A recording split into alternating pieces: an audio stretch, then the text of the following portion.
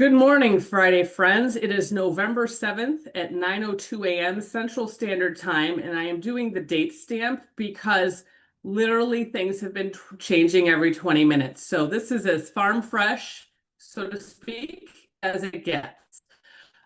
The big news that just happened as of like 6 this morning is that food share benefits have been released. The state has gotten SNAP funding, and the November benefits have been loaded onto EBT cards. I just had a conversation with one of our friends at DHS this morning that has confirmed that.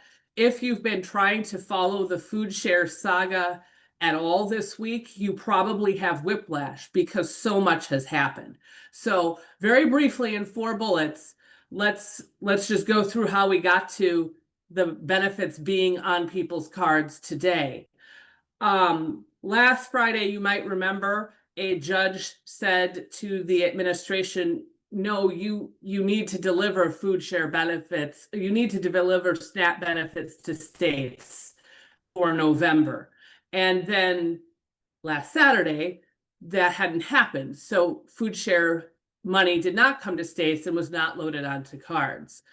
Monday, there were two separate judges because there have been multiple lawsuits filed, including one by a collection of states, including Wisconsin. Two judges independently said, yes, administration, you have to pay SNAP benefits because the underlying federal law requires you to for the month of November.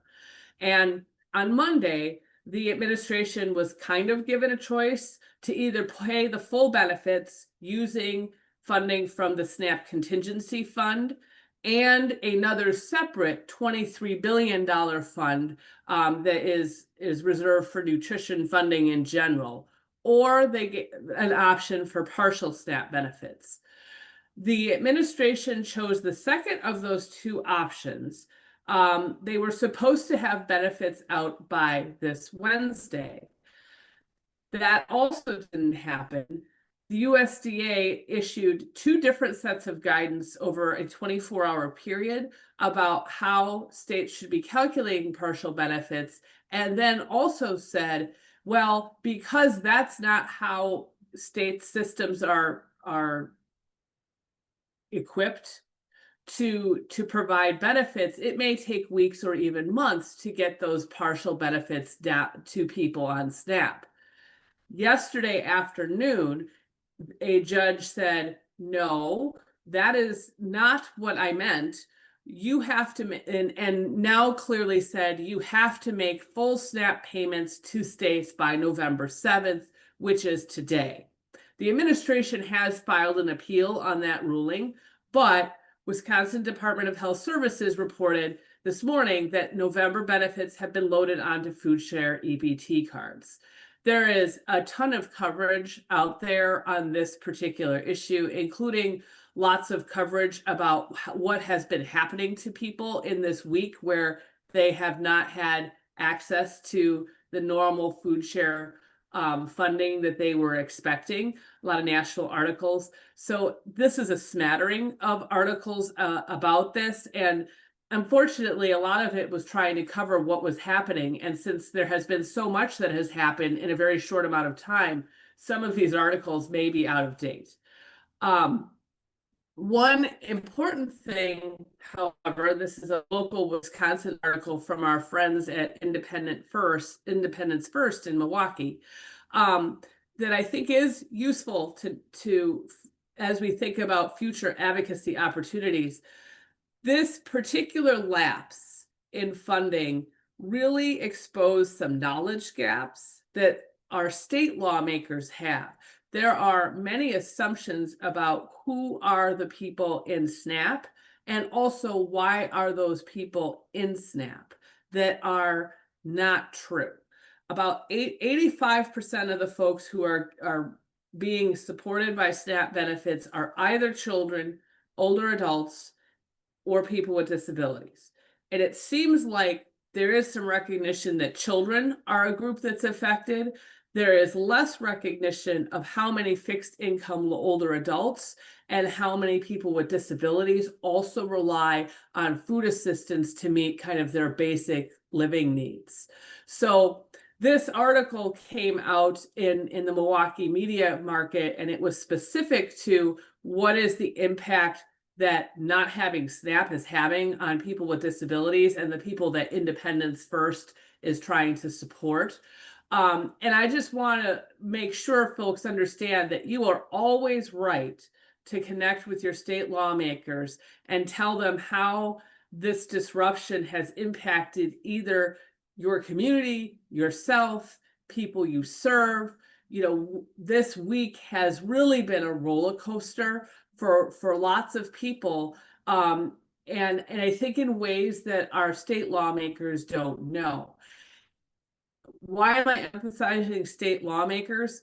Remember, we talked about this a couple weeks ago, and we'll probably be talking about it again next week.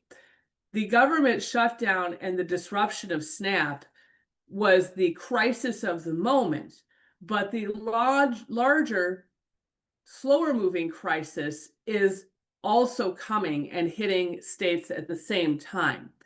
The reconciliation bill, HR1, signed in July 4th, made a number of changes to the SNAP program that are starting to be implemented now. And essentially, those changes in the bill, now law, are going to mean that states have increased costs because they have more work to do, especially associated with implementing prove you're working requirements to many more people. And also because states at the same time their costs are increasing because the federal government is requiring more of states to run and operate the program. At the same time, the federal government will be decreasing the amount of federal dollars it currently provides to states to run the program. And that gap is about $70 million.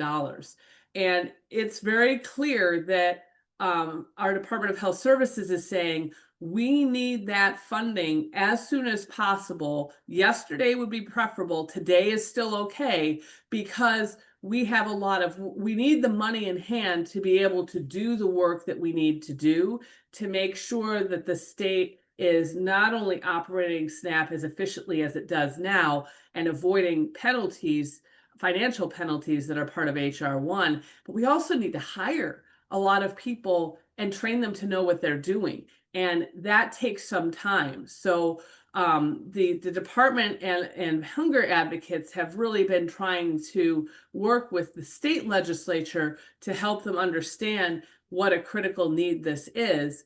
And the state legislature is not planning on meeting very many times. So there's, just as we're thinking about the federal government and how sometimes crisis creates leverage, this is one of those situations where this is an absolute need that needs to happen within a short amount of time and limited opportunities to do it. So I think this last week is actually a really important message point for state lawmakers of now we've gotten a taste, so to speak, of what does disruption of SNAP actually mean.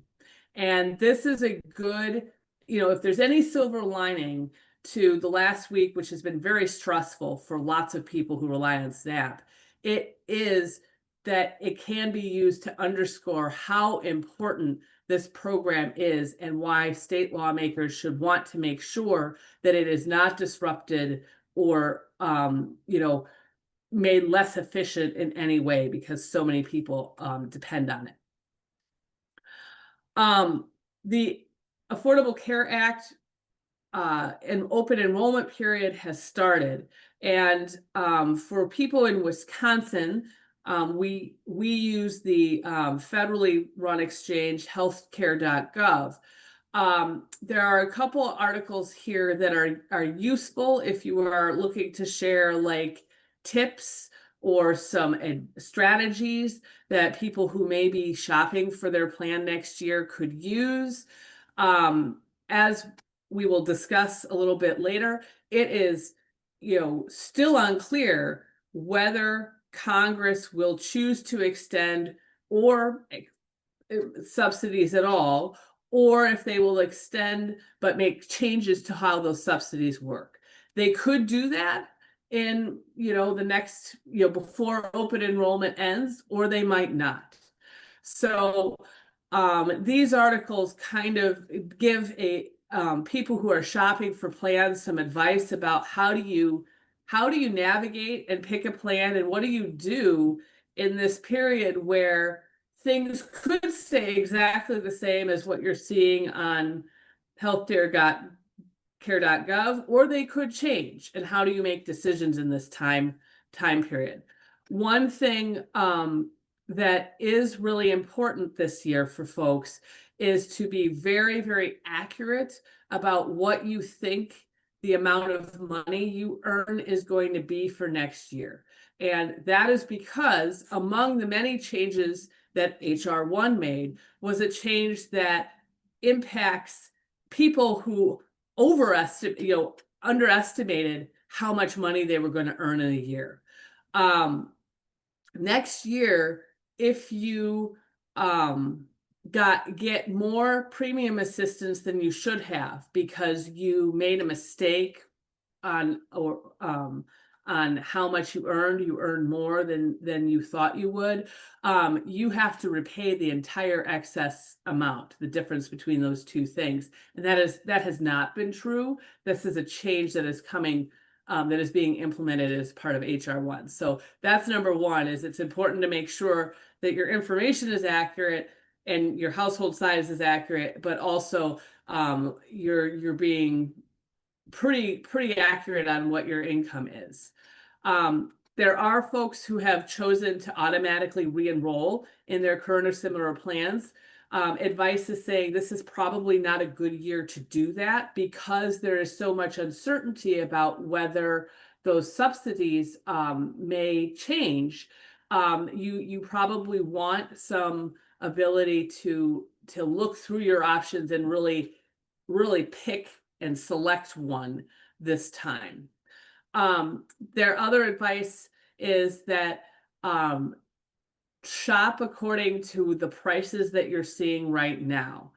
If your budget says I can't afford this unless the ACA subsidies are extended, maybe it's not a good bet to take that plan. There are, most of the kind of average is based on ACA Silver plans.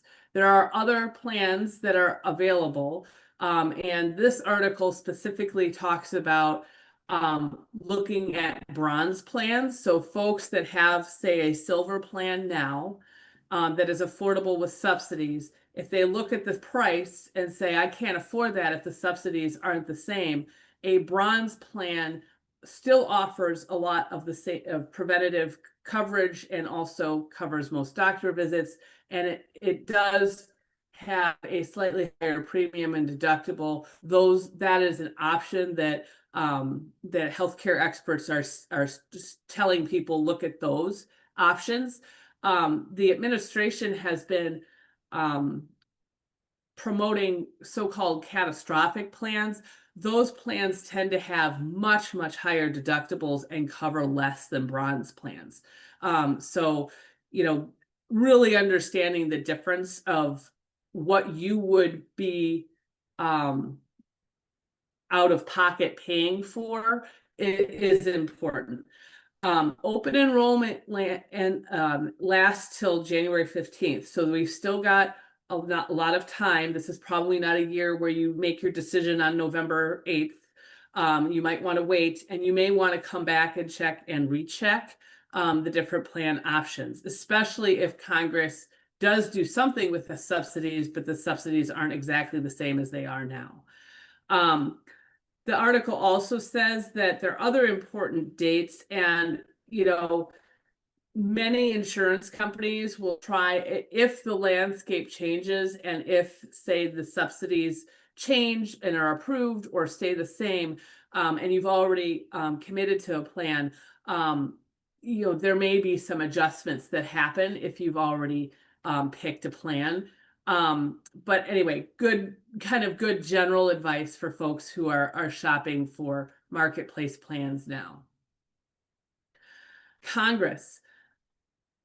Again, there has been a tremendous amount of that has happened, and yet it also feels like things are very much the same in some ways. So this week, first of all, there were a number of elections on Tuesday, not in Wisconsin. Wisconsin did not have any elections on Tuesday, but many watchers were looking at the election results in other states across the country. There were a couple of governor's races and a mayoral race, and several states that had up or down measures on ballots, and also some other statewide elections that watchers were looking at. And many watchers also thought that depending on the results, that might have an effect on whether the shutdown, the negotiations on the shutdown move forward or how they would move forward. Overall, the election results really did primarily favor one party, the minority party, the Democratic Party. And so in some ways that has given the current Democrats who are serving in Congress some reason to believe that some of their messaging and some of the things that the administration and the majority party are doing are not popular with lots of voters. And it's an encouragement of the approach that they have been taking is being heard by some voters. The administration announced that it would be reducing air travel routes by 4% by today, and if the shutdown continues, by 10% through next week. You might remember that air traffic controllers are federal workers. Many of them have been reporting to work and have not been getting paid. In other shutdowns, the air traffic controllers calling in sick or not reporting for work has been a leverage point that has kind of moved Congress to end a shutdown. So that is another change the administration is pushing, and I think with the idea that it is another pain point that might move Congress to do something different. The Senate Republicans have an offer that they might float today, although it is not clear all of the parameters of what that offer is, and when they might have a vote. We'll talk about that in the next slide. They may stay through this weekend if there's any sign that there is a willingness to kind of work from the framework of that offer.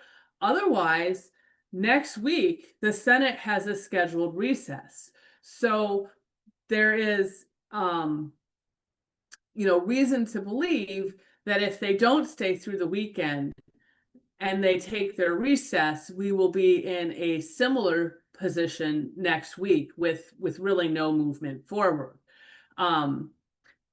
It's unknown at this point. There has not been an announcement, again, 9-something in the morning on Friday, whether the House will come back into session. And I think a lot of that decision might really be resting with, is the Senate working on something that the House thinks may come to them for approval. Just a reminder that the House has not been in session since September 19th. They passed a continuing resolution that had an expiration date, I believe, of November 21st, which is now looking fairly close. That's 14 days away. And they have not been back in session since. So there is now a clear need to at least change the date, the expiration date on a continuing resolution, because passing the resolution the House already passed, which has been the position of the Senate Republicans is just pass what the House has already passed, and then we'll move. Then we can talk about other things. That really isn't feasible, because if you open the government and then your spending authority ends 2 weeks from now, that's really not accomplishing much at this point. So what we know about what the Senate Republicans might offer today is, again, they're going to take a vote on the existing continuing resolution that the House passed in September 19th. This would be, I believe, the 15th time that the US Senate has had a vote on the same thing. And part of that vote will be, should we amend this continuing resolution?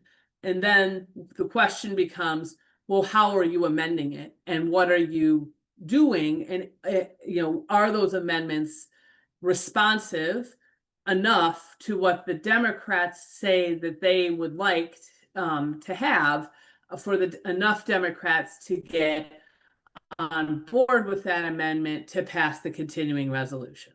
So there's three things that are being publicly talked about as an amendment to the CR. The first one is the date. Obviously, you need a different date than November 21st.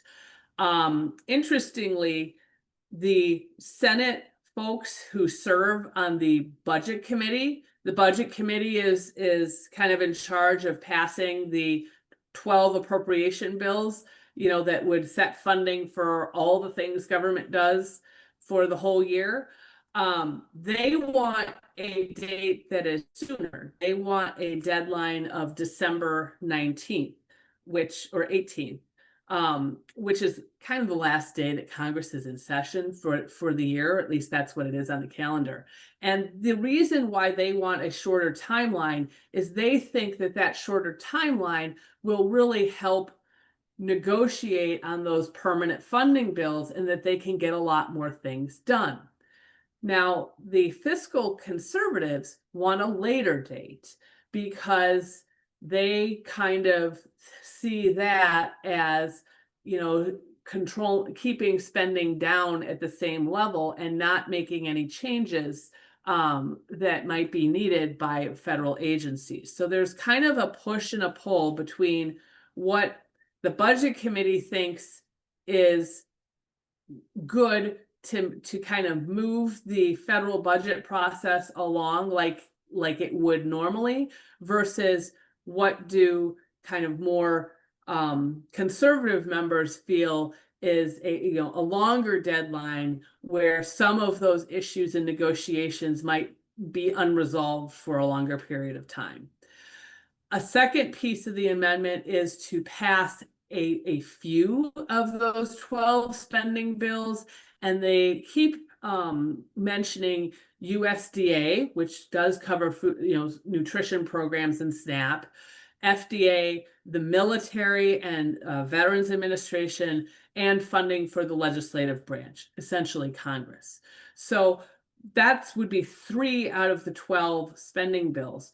And these are some of the least controversial bills. These are the 3 bills where they already feel there is bipartisan, both parties agree to what is being asked of, to what the bills would spend money on.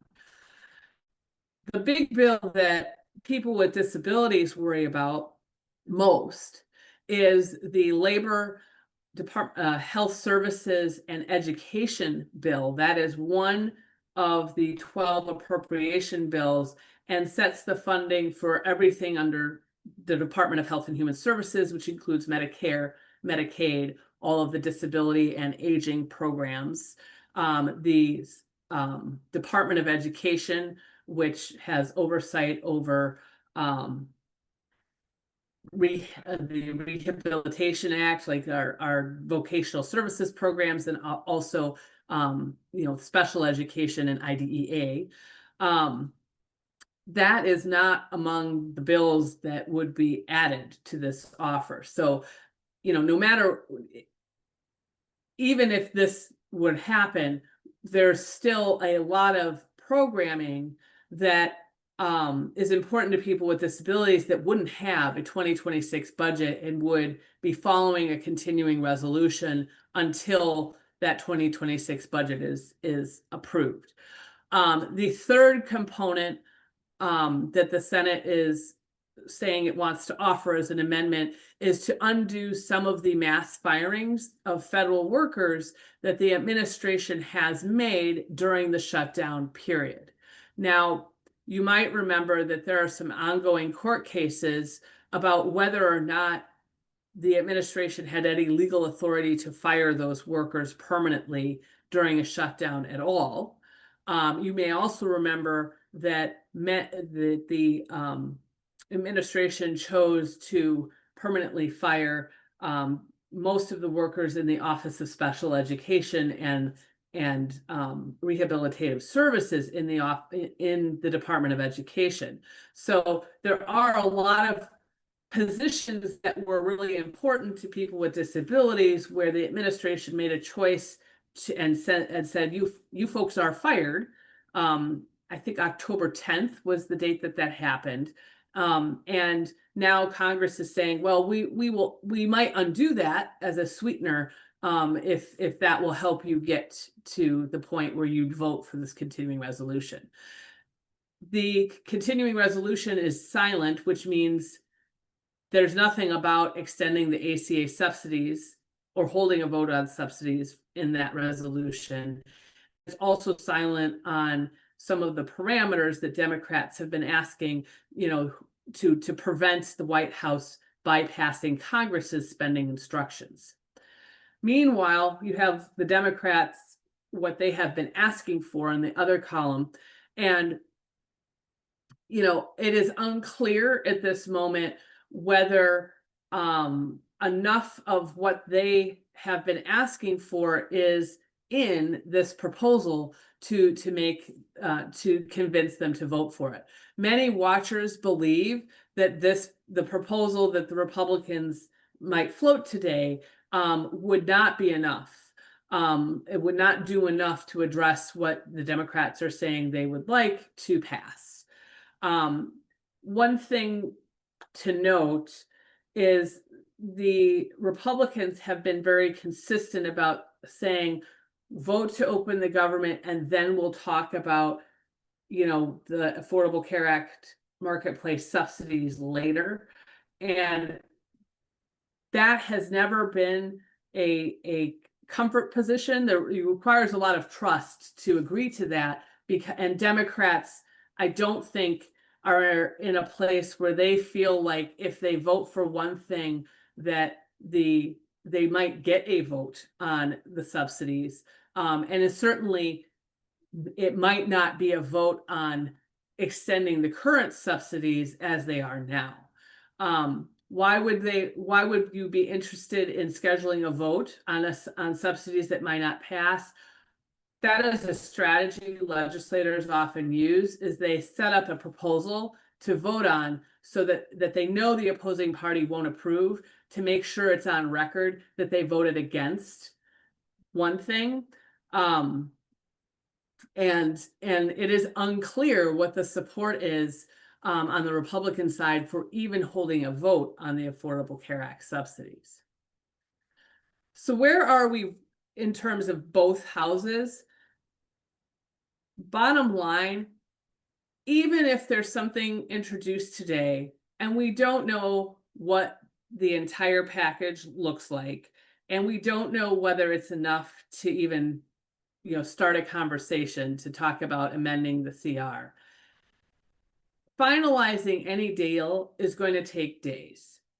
And some reporting has said many lawmakers are privately saying amongst themselves that they don't think the government will be reopened until the week of the 17th. That is not next week. Next week is the week of November 10th. So I think for watchers like us, we can, it is reasonable to kind of be prepared that we will continue to see the government shutdown go through next week.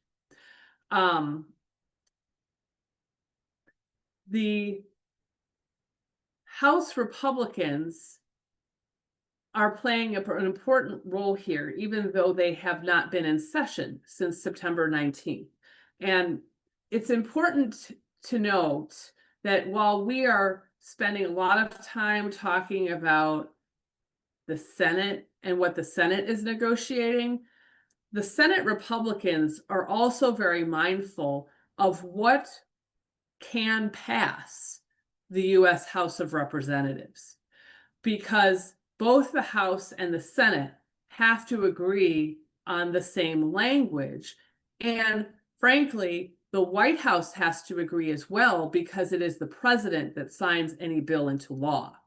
So that means that even if Senate Republicans really want to negotiate and agree with many of the items that the Democrats would like to see changed, the agreement between Senate Republicans and Democrats is not enough to reopen the government. That agreement has to be agreed to by the US House of Representatives and then agreed to by the White House. So with regard to the Affordable Care Act subsidies, it is possible one of the reasons you do not see that as a negotiating item within the continuing resolution may be because there are many House Republicans that don't think that the subsidy should be extended at all. And there are enough of those Republican members where they couldn't get to a simple majority in the House if, say, a provision to extend the subsidies was in it, and all of the folks that didn't want to see subsidies extended at all voted against the resolution because of it. Senate Republicans are not united on whether or how to extend the subsidies either. So, it isn't a matter of only disagreement between the House and the Senate. Within the Republican caucus in the Senate, there is not agreement either. So even when it comes to promising a vote on the subsidies, even if the Democrats successfully get an up or down vote on extending the current subsidies as they are, we've been talking about the last several weeks where Republicans have their own plan of, well, if we do extend the subsidies, what changes would we make to them? And so we're not going to extend them as they are. We might extend them for a limited period of time and also add in other changes that would affect who can get tax credits. Maybe there would be minimum premiums. Maybe there would be changes for certain kinds of plans, or maybe people entering the marketplace wouldn't get credits and the people who are in there now would. All of those things have been ideas that have been kind of repeated multiple times and might be likely provisions in any kind of Republican proposal to extend the subsidies. Even if there's a vote on in the Senate on extending subsidies, again, the House has to agree with it. So there is a lot of kind of things, 12-dimensional chess going on that is maybe interesting for people like yourselves and me to think about, but also isn't getting us to, are we reopening and funding programs and having money flow to states and to counties and to local organizations to do the work that Congress, has approved. Again, this week, Republicans are separately floating interest in a second reconciliation bill for this fiscal year 2026. We had talked about that in the summer, and then it kind of faded away to the background, and now the idea is coming back again. Again, the important part of a reconciliation bill is you only need 50 votes to pass it. It can only do certain things that are related to spending. But again, it's a way to pass the legislation that requires far fewer votes in the Senate to get it over the line.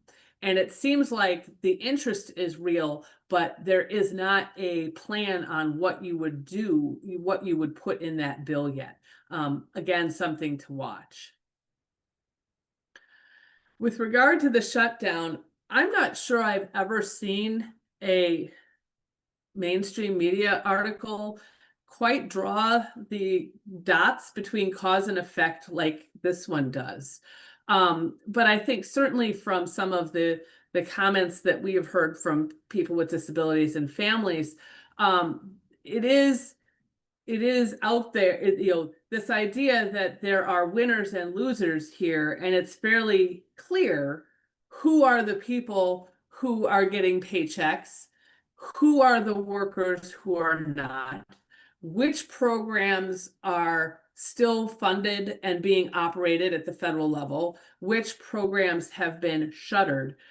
This article is making a pretty clear contrast, I guess, about what are the choices that the administration has made during the shutdown and who are the people who are winning and losing here. And it does seem that there are a lot of programs that lower income Americans and people with disabilities use that have not been amongst the programs the administration has chosen to keep running or workers to keep paying. This week also, the administration has said, well, maybe we won't pay some of those workers that we didn't fire, but also were not essential enough to come to work without pay. Every other shutdown, federal workers who have been furloughed, that's kind of the term that's used for you have your job, you haven't lost your job, but we're also not paying you and you don't have to come to work. That's what furloughed means. Every other shutdown, furloughed workers have received back pay for the time that they should have been working, but Congress kind of couldn't get their act together to get the money out the door, right? There are also a lot of workers who have been deemed essential who are working right now and doing their jobs without pay. So folks are watching this very carefully because all of those people, 650,000 federal workers are in that category of you haven't been fired, but you're furloughed. And now this shutdown has gone on 5 weeks, which means workers have missed at least 2 paychecks or at least 1 monthly paycheck, depending on the cycle. And for a lot of workers, missing 1 paycheck is the difference between being able to pay your bills or not. Missing 2 adds that pressure. If you never get that money back, that adds to the pressure, for those workers overall. And I think the important point here is that this is also a big impact to states because federal workers are in every state. Wisconsin, I think, has about 18,000 federal workers. And those folks who have been furloughed and haven't been paid are part of the growing number of people who have less income, may have less income tax next year, and may be the folks that are showing up at food banks who would not normally because their paycheck normally would be enough to cover bills. So this idea of we're going to deem some workers not essential and then not pay them actually has a pretty big local economic impact if in fact this turns out to be true. The other program that's been in the news this week is the Low Income Energy Assistance Program, affectionately known as LHEAP. Again, lots of low income, older adults or fixed income, older adults and people with disabilities rely on this program to help pay their heating and cooling bills. And there's some concern I think the 2025 money has gone out the door to states, but there's some concern that there may be, again, another lapse in that money or no more money coming in that could start impacting folks. And some lawmakers are worried that that could happen by the end of this week or the end of next week. One other factor that is at play here is that earlier this year, in March, many of the workers for this program federally were fired. So that may mean that even when the government comes back online, it may be there may be delays at getting money out. Other watchers are noting that LHEAP is a program that the president's budget sought to eliminate entirely. The House passed 2026 appropriation bill, so the regular funding bill actually had an increase for this program. So there is a difference of opinion between Congress and the White House in terms of the value of the program. Congress says we should fund this more. What the White House has said it would be fine to fund it not at all. And now we have a situation where this is, again, another program that serves very low-income people that might be impacted by the shutdown, and some watchers are worried that those impacts that might be different for this program because the administration has at least previously said, we don't know if we should fund this at all. We've had some articles before on telehealth. Many of you may be noticing more and more now, if you've tried to get a telehealth appointment, that you may not get one. And this is a good explanation as to why. We kind of covered that this particular ability to pay for telehealth has been reauthorized by continuing resolution, as opposed to having, a formal bill passed that puts it into statute. And that has meant that with the expiration of the continuing resolution, the funding to pay for telehealth has also expired. So it is, again, the ongoing shutdown and the failure of Congress to make this fix in a different way than continuing resolution now is meaning that doctors and hospitals are having to decide whether they continue to offer telehealth and figure out, how maybe to get the money back later, or maybe not, or they're having to halt services and have patients come in. And for lots of older adults and people with disabilities, telehealth has been particularly important, rural health too, because the distance between hospitals and patients is farther, and a lot of folks are non-drivers. So requiring patients to physically come in person is actually a really big reason for missed appointments when people can't get rides, first of all. But it also is a significant effort that a lot of patients have not been able to do, and have used telehealth to get around. If you're looking for a running list of what are the shutdown impacts thus far, this is as good an article as as you're going to find. There are just so many things that are impacted and continue to be more greatly impacted as the shutdown goes on. Anything affected by federal money, at some point, the federal money runs out for more and more things. So this is as good a list as They actually have an impact by state.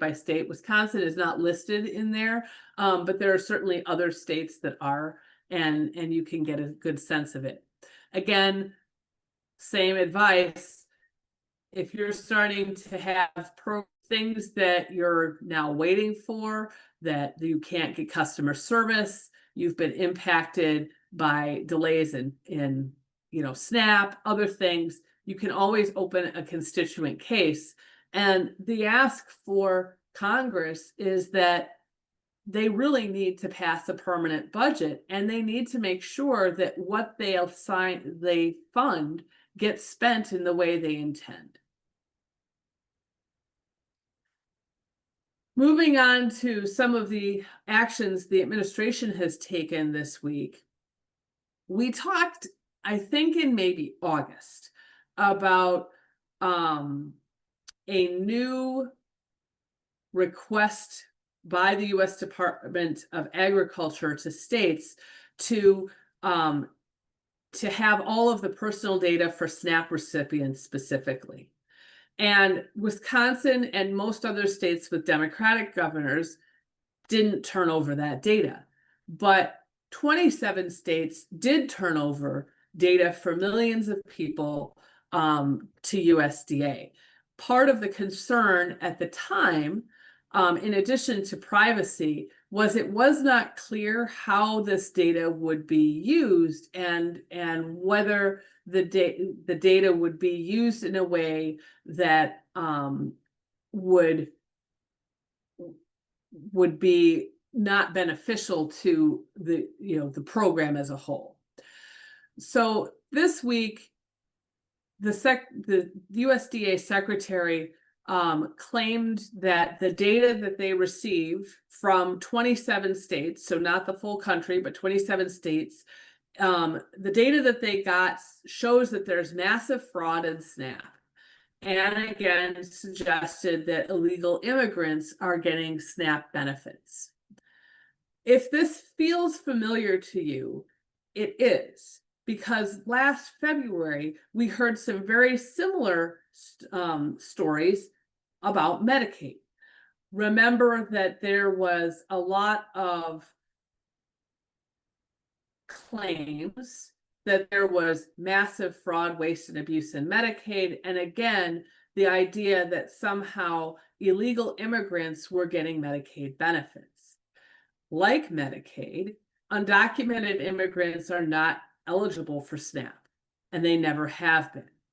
There are certain categories of people who are not citizens who are lawfully here who might be eligible.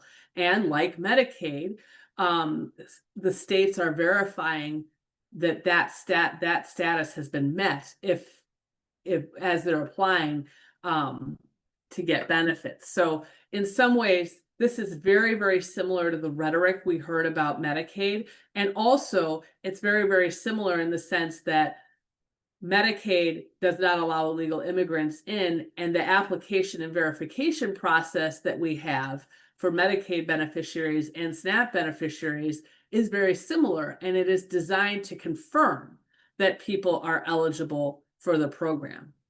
So there are now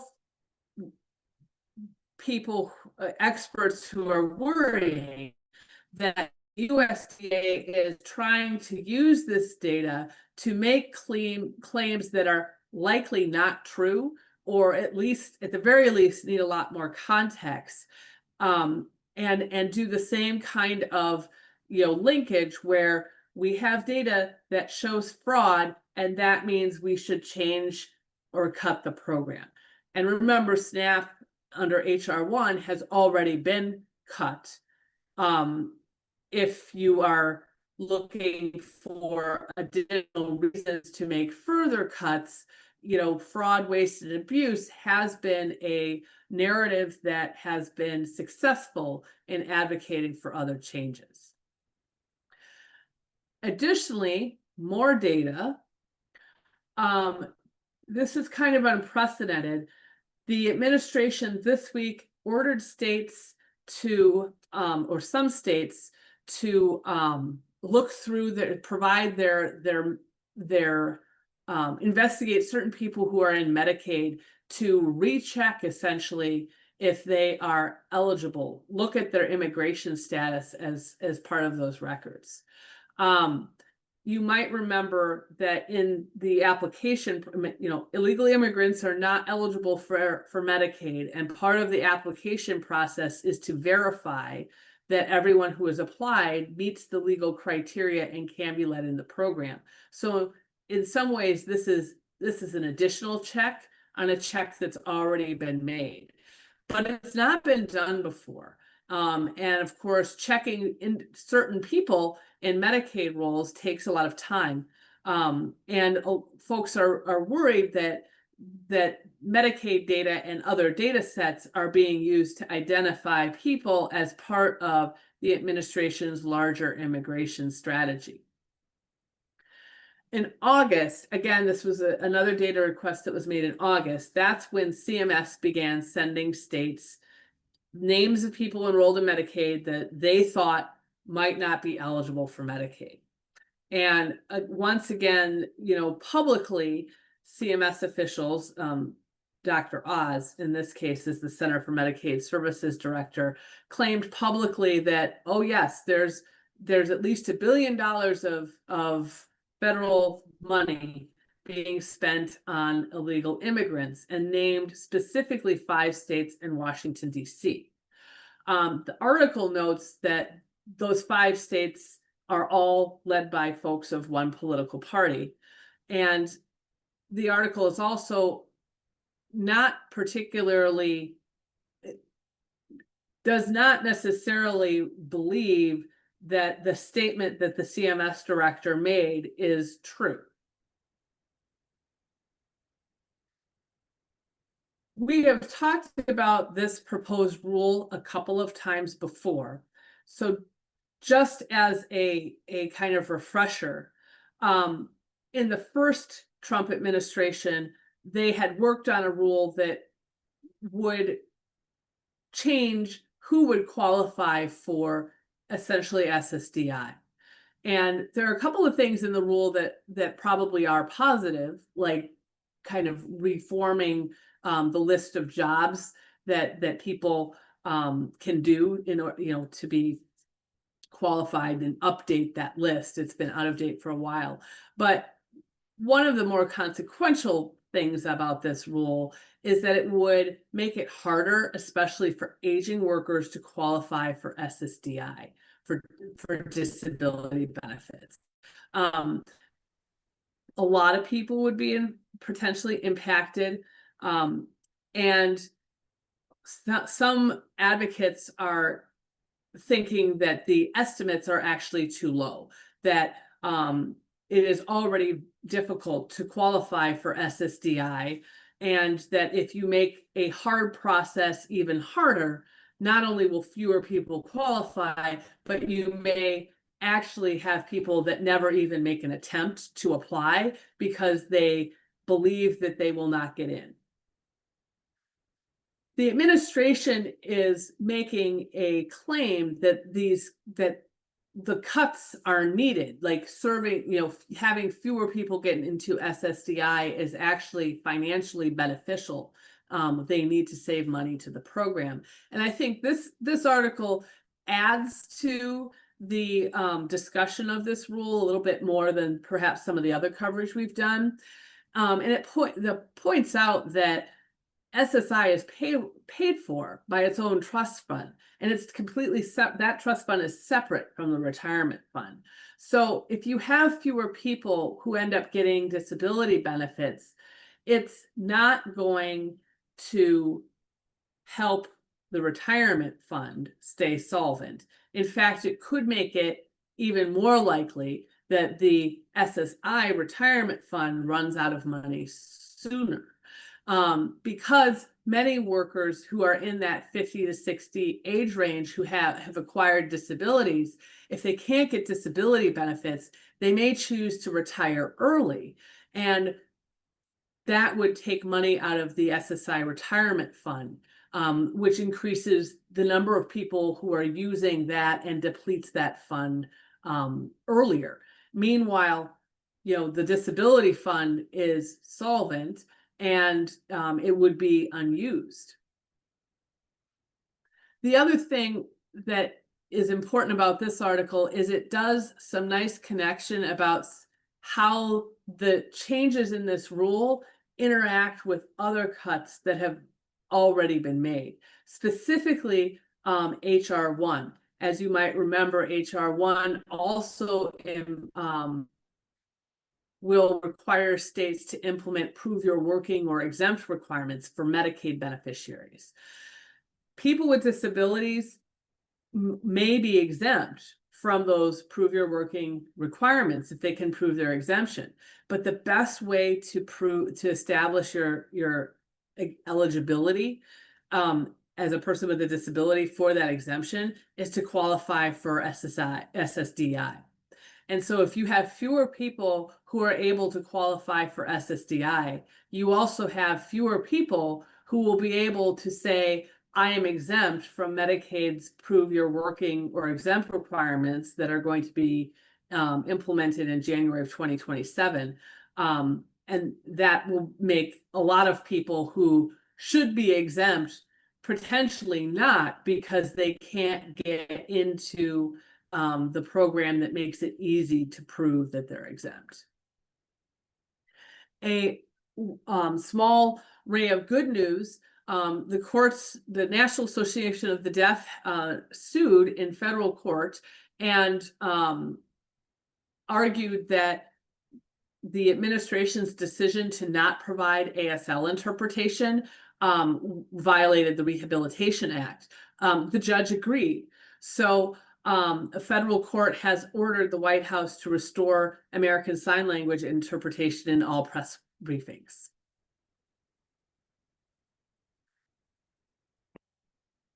And a couple more big articles talking about the impacts that states are likely to see from changes in HR 1. We'll start with SNAP, and there's an article on Medicaid as well. So HR 1 cut the SNAP program by $187 billion over 10 years. That's a 20% reduction of the program. And this is kind of background information. Like if you follow these webinars, you probably know that statistic already. And you know that one of the predictions of those cuts is that lots of people are going to lose their food benefits, and budgets for states are going to go up, and it may not actually be helpful with some of the administration's goals on nutrition and healthier eating if you take away a source of funding that enables people to buy food. One of the things that we haven't talked about as much is that all of those increased costs to states at the same time the amount of federal money coming to states to help them roll the program goes down. Remember, we talked at the top of this presentation that in Wisconsin, we needed $70 million extra dollars to be able to keep running SNAP as we are doing it now to meet the changes that have occurred in HR 1. That story is being replayed across the nation. Every state now has increased costs because of HR 1 and less federal dollars coming in to run the program. What we haven't talked about as much is that SNAP is actually an optional program for states. They don't have to participate. All states do participate now. Because prior to HR 1, SNAP was 100% federally funded, and there was enough money coming from the federal government to make it fiscally reasonable for states to operate and accept the requirements that the federal government had for participating in the program. But that may change with the changes to HR 1. And there are, Wisconsin is not one of them, but there are states that are calculating in tight state budgets, how much can we put in of state taxpayer dollars to run this program now that the costs are significantly more than they were in our last state budget. There are hunger advocates that are concerned that there may be states that drop out and no longer participate in SNAP because of the changes in HR 1. You might also remember that the administration has ended an annual report that measures food insecurity.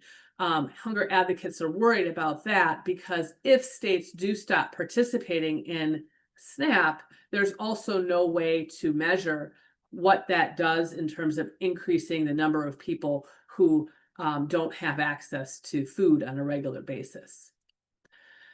There are also separate moves from HR 1 that the administration is also pushing states on. In fact, there have been state legislative bills over the years, including in Wisconsin, that would advocate, would put limits on what people who get SNAP could buy with SNAP dollars. And a lot of times those bills have been trying to ban either certain kinds of foods like soda or candy, or certain kinds of what are perceived as luxury foods.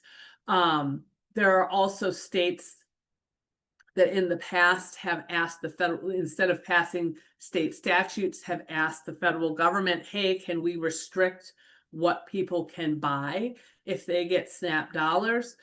This administration has let 12 states, make restrictions on what people can buy for SNAP. That is a new thing. Other administrations have not done that, largely because they make it really hard to administer the SNAP program, and make it very difficult for stores. Remember, SNAP is a benefit that people get funding on their EBT cards and then go and spend that money in local businesses across the state. And right now they can spend those dollars in many places for many items, and the retailer doesn't have to do any checks about, is this an item that is allowable with this particular kind of payment source? So another potential impact on SNAP, and it's something I think that all states should be thinking about. Sometimes you have a policy that sounds pretty good, and then you think about how does it actually work out in real life and practice, and it becomes a little less positive. This is an example of that idea. There are lots of people who receive SNAP who want to eat healthy. There are lots of people who would like to use that money to buy all sorts of different healthy foods. It is also true many people live in areas where there aren't that many options of places to get food. It is also true that many of the foods they might like to buy that are fresh and perishable might cost more than some products that are more shelf stable and can last longer. So lots of people like the idea of folks having access and being able to buy healthier foods. When it comes to how do you implement that in a situation, in a food supply chain where people's options are limited by lots of things, geography, location, whether you're living in a place that has cooking facilities, etc., it becomes very complex very quickly. And the grocers have thought about, like, what would it mean if we had to figure out whether or not somebody on SNAP was buying something from our store that was allowable or not? How would you do that? It would cost stores a lot of money to administer. They are estimating $1.6 billion to comply with restrictions. And you think about it, you go to a store, they have a scanner. If there's a list of prohibited things, somebody has to know that and say, nope, you can't buy that with this money, with this kind of payment. It's a lot of administrative work to figure out what people can and can't buy. So folks are worried that, by trying to put in restrictions that maybe are being done with the idea that we want to make sure that people who have this specific funding source are only using it on products that we think are good for them. You may also be creating a situation where a store says, it isn't worth me accepting EBT cards or SNAP anymore because it will cost me so much more to do that. I'd rather just not have to worry about whether somebody can or can't use this source of money to buy food, I'll just not participate in the program.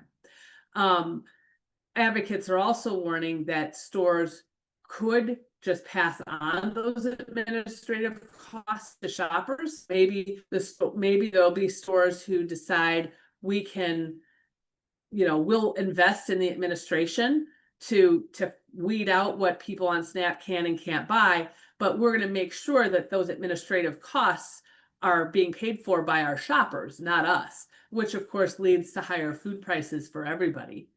Or there are stores that have enough people who are their shoppers who rely on SNAP and they can't afford to do the administration, that there are lots of small independent rural grocery stores that might just not have enough money to make it, and they might close. So an example again of, as with policies that you may hear about in the future, or there are often things that sound good, but then you think about how they actually work in practice and it becomes pretty unworkable quickly. Lastly, there's another article about how will Medicaid work requirements actually work. And this is a good basic article. I'm not going to repeat all of the things that we've talked about really for months, which are the challenges for how do states figure out how to build systems that don't exist, that do a whole bunch of things that they don't have guidance for, and all of the questions that people with disabilities and caregivers have about who's exempt and who's not, those types of things. But I think one thing is relevant here. There are a few states who have tried to implement work requirements. They have spent a lot of money to set up systems to do that. HR 1, which established the Medicaid work requirements, did not provide a lot of money for states to upgrade their system, about $200 million. I think the most important part of this article is the last statement, that in the long run, states will probably save more money because not as many people are in their Medicaid programs. Remember, those prove your working requirements, the way they save money is by people losing their Medicaid coverage. And we've also talked about the other bigger cuts to Medicaid are likely going to cause states to have to think about whether or not they offer the same services to the same people at the same rates. So in the long run, states might save money because there are a lot of people who lose coverage. And if you're not covered by Medicaid, then the state doesn't have to pay for that health care.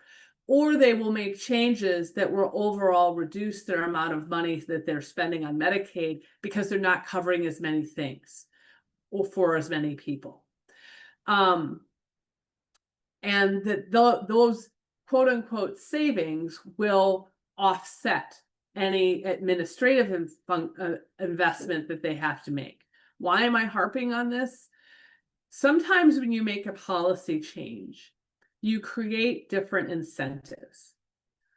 And this policy change creates an incentive where once this happens, a state has a system in place that actively is hard for people and essentially keeps people out of Medicaid. It keeps the state from spending money. There may not be as much incentive for the state to make changes that would let more people in Medicaid. So once you have an administrative process that really is acting as a barrier, it may be a much harder proposition to change that barrier so that the state ends up spending more money because more people can get into the program. And with that, I am going to stop for today. I have one question that I was not sure of the answer, but I thought I would have you ask you.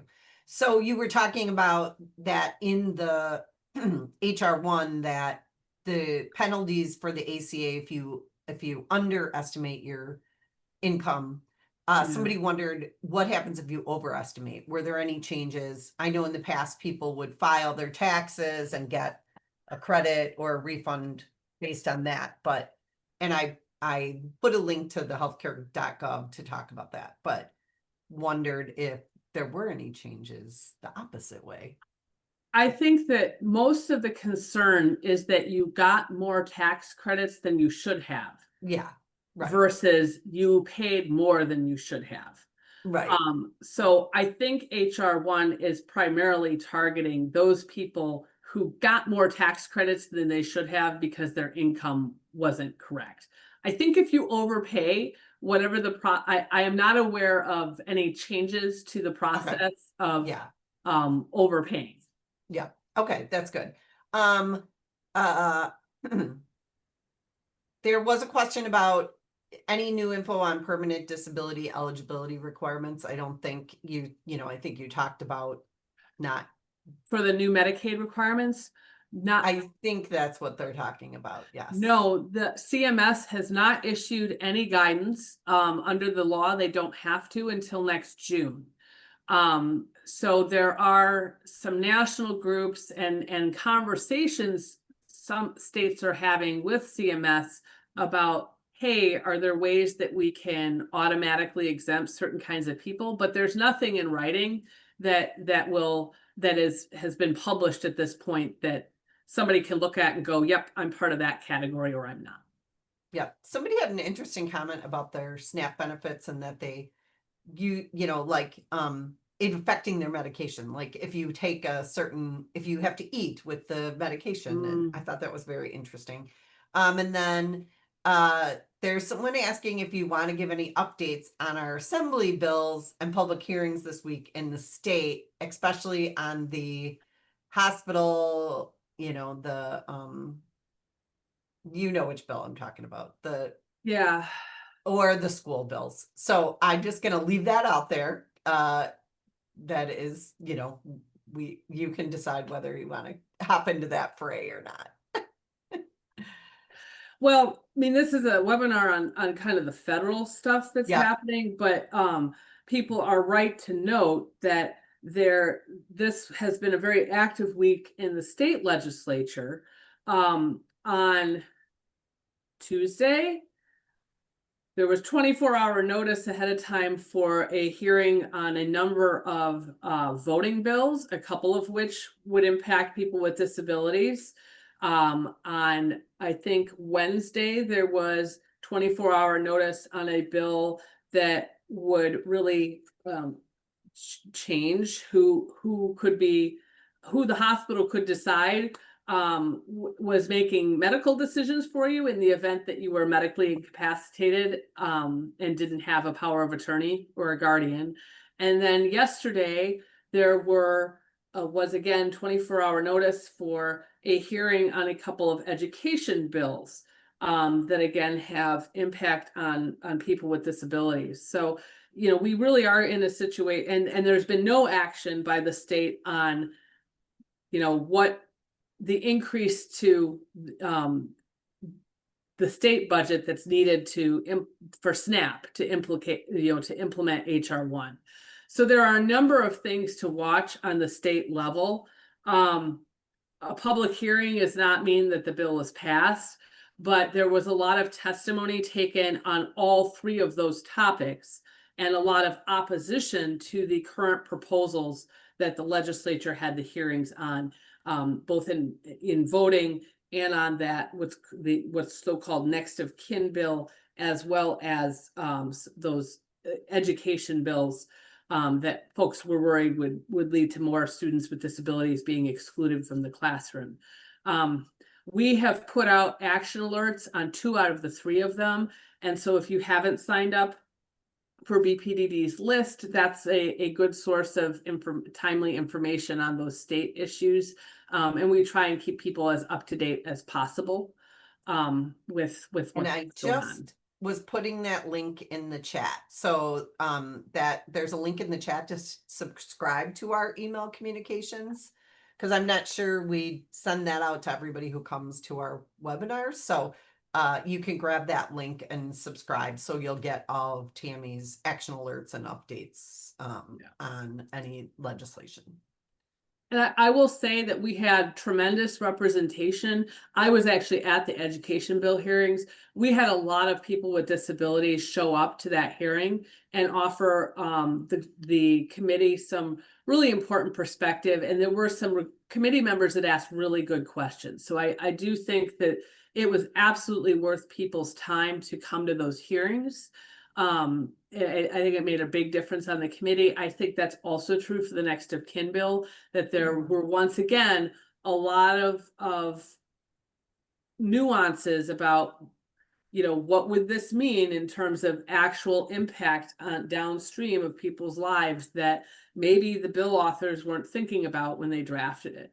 I was not at the voting bill legislation, but a lot of there's a pretty committed group of advocates that keep delivering the same message. Some of those bills were familiar and were kind of reintroduced from last session. I'm also going to throw in the Wisconsin Eye link, because people can go back. Some hearings are recorded. The education one was yesterday. So you can always go back and watch it to get kind of an update, see what happened. So I'll throw that in the link too. So in the chat. All right. I think we're good. So thanks for joining. Tammy will get the after message out once the recording is available. So look for that later. And we really appreciate your time. And we will be here next week, same time, same channel. So join us next week for whatever our updates might be. Thanks a lot. Bye-bye. Bye-bye.